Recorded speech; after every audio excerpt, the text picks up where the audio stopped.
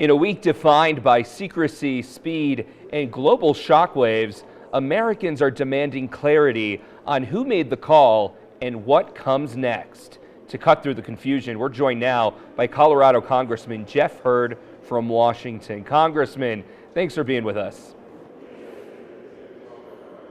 Hey, Justin, happy to join you. So let's start with the moment that stunned people. The capture of Nicolas Maduro, it wasn't just fast, it was surgical, it was quiet, and it was clearly well planned in advance. What message does this send the American people, especially here in Western Colorado, about the balance of power in Washington right now? Well, Justin, I think it shows that we have the most elite fighting force in the world. The American military is second to none. We can execute missions that no one else can. It's a good thing that Nicolas Maduro is no longer in power. His leadership brought drugs to the United States, crime.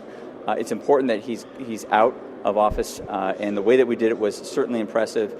And I think our allies and our adversaries, more importantly around the world, understand that we're able to accomplish amazing things with the most lethal fighting force in the world. It's something for folks in Western and Southern Colorado and across the country to be proud of. Members of Congress appear to be mainly split along party lines regarding the operation itself. Do you feel that the president sidelined Congress in a way that undermines your authority?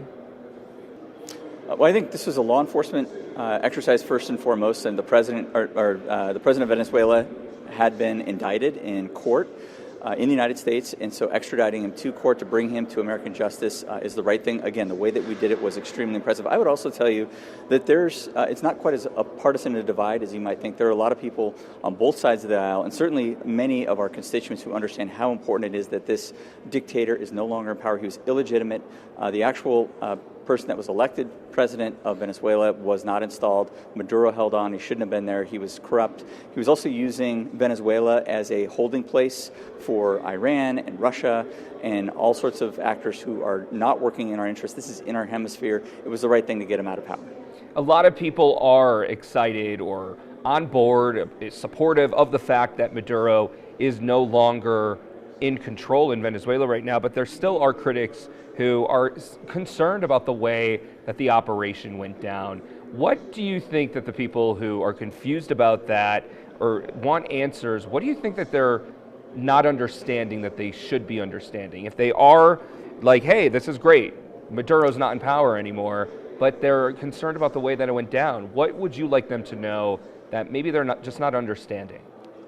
Well, what I would say is, first, again, it was a good thing that Maduro is no longer in power, but we do need to look to see what the plan is going forward. And I will tell you that I know the White House, we just got an update in Congress today. The White House is communicating, and the executive branch is communicating with us about the plan for Venezuela, making sure that we're working with the president, with the administration on understanding what the next steps are in Venezuela.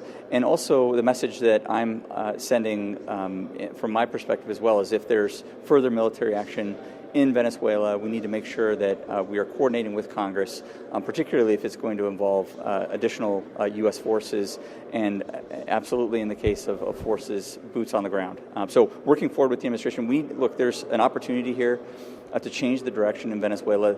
I know the administration has a plan. It's something that I think is in the best interests of not only the people of Venezuela, but also all of us here in the Western Hemisphere and certainly in the United States for stability, bringing real economic growth, market growth, and capitalism to this country that's suffered under communism and socialism for so long. There's a real opportunity to create a strong and healthy and vibrant country, democracy in South America.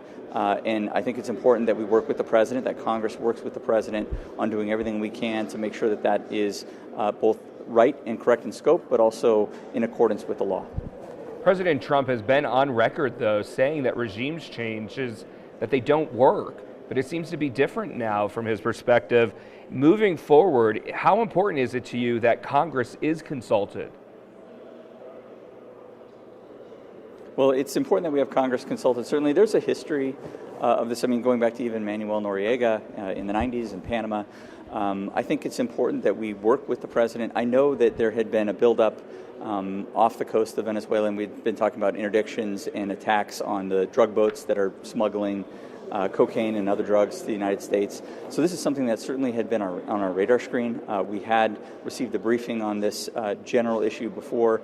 Certainly now that what's happened with the change in leadership in Venezuela, we need to be careful, we need to be cautious. Now is not the time for politics, now is the time for sober assessment of what is in the best interests of this natural resource-rich country and stability within the Western Hemisphere and protecting American citizens at home. Again, Venezuela was used as a base and outpost for the Chinese, for the Russians, for the Iranians, folks that do not have our interests at heart, and it's important that we make sure that the authorities that are in Venezuela are, they can be a liberal democracy, a more conservative democracy, whatever it is, but they just can't be a dictatorship that's working with our enemies. The timing of this definitely matters. It matters to the American people because many are online and they are bluntly asking why Maduro is already in custody while high-profile domestic cases, including unresolved Epstein-related questions, remain unanswered. So what do you say to Americans who see a double standard in urgency and accountability? Well, listen, I would say Maduro has been on the most wanted list for years. So to say that this was sudden, it was out of the blue, is not accurate. The Biden administration actually put a bounty on Maduro and on his capture. I think it was $15 million 4 or 5 years ago. They then upped it to $25 million. And then just last year, President Trump upped it to $50 million. So to say that this is a sudden action out of nowhere that doesn't have any legal authority or precedent behind it, I don't think accounts for the fact that he's been somebody that has been on the list of the United States for many years under not only Republican administrations, but under a Democratic administration as well. It's important that we bring him to justice. It's important that we protect our communities that are suffering from the drugs that are coming from Venezuela, and also that we don't give a harbor and a safe haven to countries like China or Iran or Russia that are looking to do us harm in this hemisphere. It's essential that we do this for national security. And like I said, this is something that's been many years in the making. This is not something that's sudden or overnight. Well, to your point, just days before Biden left office last year, he upped the bounty for Maduro. And that's something that a lot of people might not realize or understand. So thank you for clarifying that part. Let's zoom out, though, on the global impact of this. Rhetoric about potentially taking control of Greenland is actively being discussed, and it's rattled some NATO allies, especially Denmark. Caroline Leavitt even confirming that the purchase of Greenland is being actively discussed. Does that kind of talk strengthen U.S. leverage or weaken alliances that we rely on? Listen, I'm not in support of the discussions about Greenland. If they're voluntarily interested in joining the United States or becoming part of the country or interested in a purchase, certainly that's something to discuss, but I am not at all in favor of any sort of military action or anything that would forcibly bring Greenland into our country. They are part of Denmark, which is a NATO ally, and so this discussion, from my perspective, just is not productive, and I would not support. We need to focus on a lot of things, our national security. There are other topics we should be talking about, the cost of living. There are lots of things that we can be focused on here in Congress. But from my perspective, Greenland should not be on that list of things that we're focused on. We have things at home here and in other places around the world that take much higher precedence from my perspective. Well, before we go, let's bring it back to the cost of living and other things that you think Congress should be talking about. And let's bring it home here in Colorado. Childcare and other funds were suddenly frozen, putting families and providers in limbo. Do you have clarity yet on why those funds were halted and what timeline families should realistically expect for some answers? It's a great question. We just got word from the administration yesterday. We've been working closely with the governor's office to understand exactly which programs are subject to this, what funds are frozen, and the reasons for it.